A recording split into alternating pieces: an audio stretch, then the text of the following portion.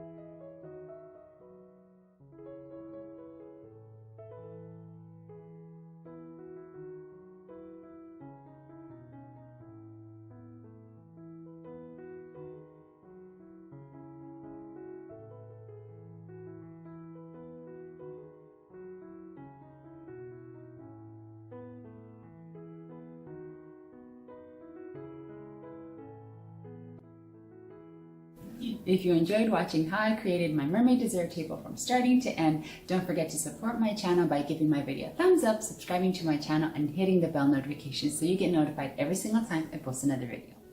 This dessert table was a labor of love, and I love the idea of creating pieces on my dessert tables that are good for beginners.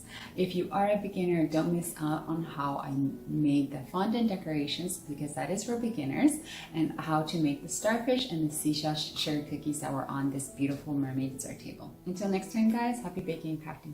Bye.